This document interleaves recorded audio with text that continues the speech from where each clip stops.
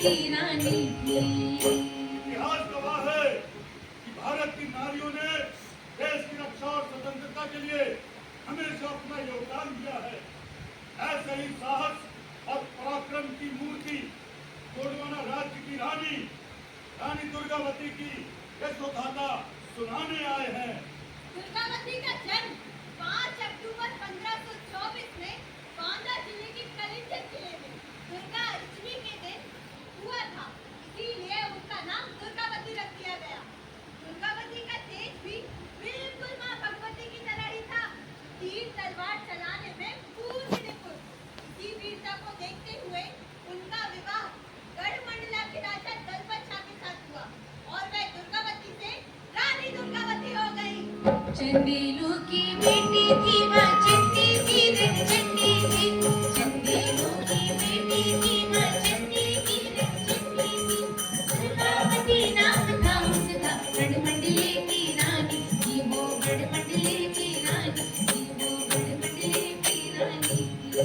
परंतु कुछ साल बाद दलपत शाह की मृत्यु ने दुर्गावती को हिला कर रख दिया, लेकिन उन्होंने बिना धैर्य खोए शासन की कमान अपने कंधों पर संभाली और अपने नाबालिग पुत्र देव नारायण को सिंहासन पर बैठाकर शासन करना शुरू किया। रानी ने लगभग 16 वर्षों तक गोंडवाना साम्राज्य को संभाला। दुर्गावती ने गोंडवाना साम्राज्य के गढ़मंडला सहित 52 गढ़ों के 35,000 गांवों पर शासन किया।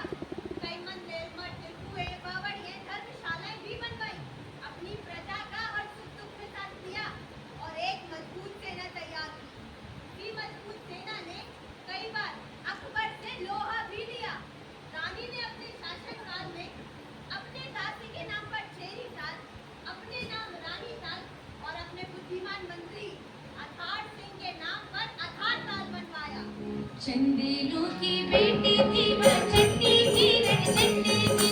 चंदेलों की बेटी थी माँ चंडी थी रण चंडी थी। दुर्गावती नाम था उसका गढ़मंडले की रानी थी वो गढ़मंडले की रानी थी वो गढ़मंडले की रानी थी। रानी की वीरता की प्रशंसा जब अकबर के दरबार में पहुंची तो अकबर को गोंडवाना हड़पने की चाह पैदा हो गई और उसने रानी को एक पत्र लिख डाला।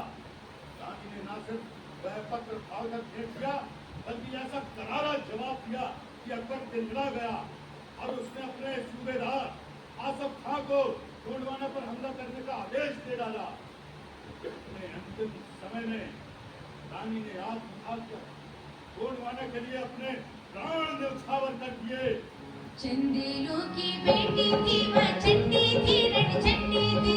चंदेलों की बेटी थी माँ चंडी थी रण चंडी थी। दुर्गावती नाम था उसका गढ़मंडले की रानी थी वो गढ़मंडले की रानी थी वो गढ़मंडले की रानी